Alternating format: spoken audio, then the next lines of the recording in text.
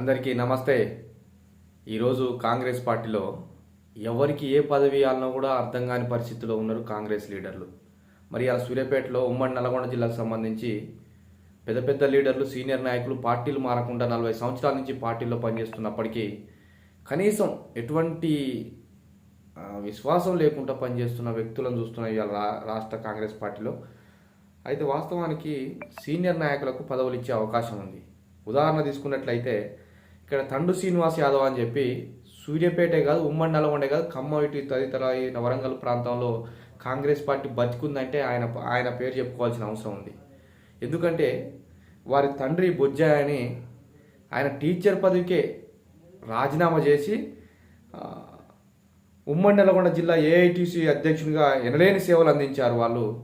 అక్కడి నుంచి మొదలు పెడితే వారి కుమారుడు తండు శ్రీనివాస్ యాదవ్ ఇక అక్కడి నుంచి ఒక 40 సంవత్సరాల క్రితం నుంచి కాంగ్రెస్ పార్టీని బతికించుకుంటూ వచ్చింది ఉమ్మడి నల్గొండ జిల్లాలో. ఇటు ఖమ్మం జిల్లా కానీ, వరంగల్ జిల్లా కానీ అతిపెద్ద సీనియర్ నాయకుడు యాదవ్ కులంలో కానీ, ఇటు బీసీలో కానీ ఎవరిని అడిగినా తండు శ్రీనివాస్ యాదవ్ అంటే ఎవరైనా చెప్పగలుగుతారు.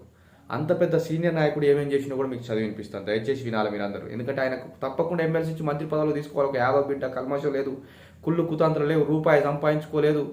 ఆయన పార్టీ కోసమే 40 సంవత్సరాల నుంచి పార్టీ మారకుండా పనిచేస్తున్నాడు. వారికి ఎనలేని సేవ చేసినందుకు, పార్టీ చేసినందుకు ఆయనకు ఎమ్మెల్సీ ఇచ్చుకోవాల్సిన అవసరం ఉంది, మంత్రి పదవి కూడా ఇచ్చుకోవాల్సిన అవసరం ఉంది. సరే, వారు ఏం చేసినంటే తండు శ్రీనివాస్ యాదవ్ గారు ఎన్ఎస్యుఐ పట్టణ అధ్యక్షునిగా రాజకీయ అరంగేట్రం అంటే మొదలు పెట్టడంతో ఎన్ఎస్యుఐలో చేసిండు పట్టణ అధ్యక్షునిగా.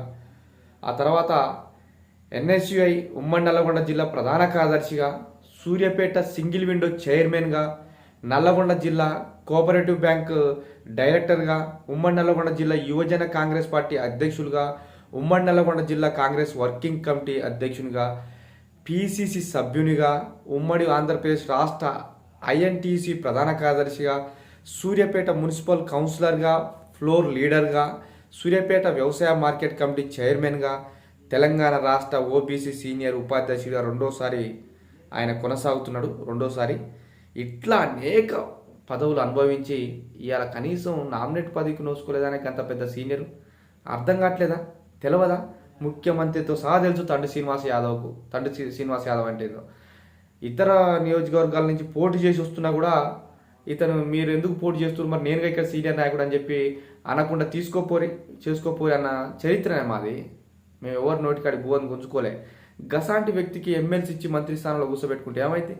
పాపం ఇప్పటికీ 60 సంవత్సరాలు దాటిపోయినాయి. 40 సంవత్సరాల జీవిత చరిత్ర మొత్తం కాంగ్రెస్కు దారపోసిన ఆయన. ఇదంతా పెట్టుకొని మీకు తెలిసి కూడా ఇవ్వకుండా ఎవరెవరికో ఇయ్యాల పార్టీ మారి వచ్చిన వాళ్ళకు ఎమ్మెల్సీలు ఇచ్చుడు, ఇయ్యాల పార్టీ మారి వచ్చిన వాళ్ళకు ఎంపీలు టికెట్లు ఇచ్చుడు, వాళ్ళు ఓడిపోవుడు. ఇప్పుడు కూడా తండు శ్రీనివాస్ అన్న నేను కనీసం ఎమ్మెల్యే పోటీ చేస్తున్నాను, ఇంట్లో కూర్చొని ప్రకటన చేస్తే కూడా 30,000 ఓట్లు ఉత్తగానే పడే చరిత్ర ఆయనది సూర్యాపేట జిల్లా నియోజకవర్గంలో.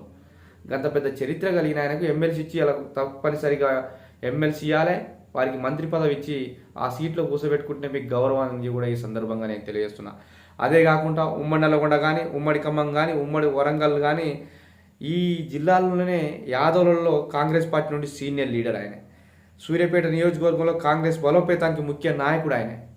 సూర్యాపేట నియోజకవర్గం కాదు, ఉమ్మడి నల్గొండ, ఇప్పుడు ఖమ్మం కానీ, ఇటు వరంగల్ కానీ ఇక్కడ కాంగ్రెస్ బలోపేతానికి ఆయన చాలా సహకరించాడు, చాలా కష్టపడ్డాడు, తిరిగిండు, చేసిండు. ఇలా వయసు అంతా మీద పడ్డాక కూడా మీరు కనీసం ఆదుకోలేకుండా ఏం పద్ధతి అంటారు మీరు అని కూడా నేను ఈ సందర్భంగా తెలియజేస్తున్నా కాంగ్రెస్ ప్రభుత్వానికి, కాంగ్రెస్ లీడర్లకు, కాంగ్రెస్ నాయకత్వానికి. ఇకనన్నా మీరు మేలుకోవాల్సిన అవసరం ఉంది. 40 సంవత్సరాలు సుదీర్ఘంగా పోరాటం చేసిండు కాంగ్రెస్ కోసం.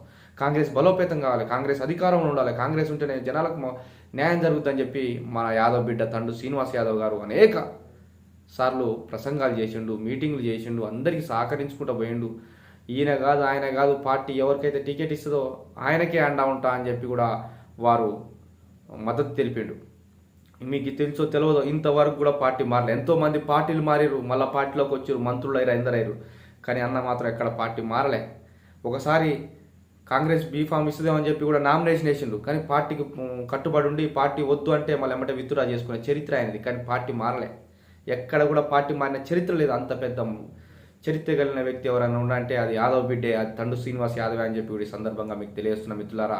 కనీసం మీరు తండు శ్రీనివాస్ యాదవ్ గురించి మీరు కాంగ్రెస్ పార్టీ పట్టించుకోవాలి, అధికారులు పట్టించుకోవాలి, అక్కడున్న పిసిసి అధ్యక్షులు కానీ ముఖ్యమంత్రి కానీ ఇప్పుడు మంత్రులు కానీ పట్టించుకొని తండు సీనన్నకు కంపల్సరీగా ఎమ్మెల్సీ ఇచ్చి మంత్రి పదవి ఇవ్వాలని చెప్పి కోరుకుంటున్నాను. అదేవిధంగా ఇంకా ఉన్నాయి 5 ఉన్నాయి కనుక 5 4 కాంగ్రెస్కి వస్తాయి కనుక అంటే 20 పైన ఎమ్మెల్యేల కోటలో 23 మంది ఎమ్మెల్యేలు ఒక ఎమ్మెల్సీని ఎన్నుకోవచ్చు కనుక 4 అవకాశాలు ఇక్కడ చెవిటెంకన్ యాదవ్ కూడా ఉన్నాడు, వారికి కూడా ఇచ్చే అవకాశం ఉంటుంది. ఫస్ట్ తండు శ్రీనివాస్ యాదవ్ ఉన్న సీనియర్ అందరికంటే ఇక్కడ, వారి తర్వాత చెవిటెంకన్ యాదవ్ ఉన్నారు, వారికి కూడా ఇచ్చే అవకాశం ఉంటుంది కనుక ఆ 2 స్థానాలు వీరికి ఇచ్చి ఒకరికి మంత్రి పదవి ఇవ్వాలని, తండు సీనియర్కి మంత్రి పదవి ఇవ్వాలని చెప్పి కూడా ఈ సందర్భంగా తెలియజేస్తున్నాను. Thank you.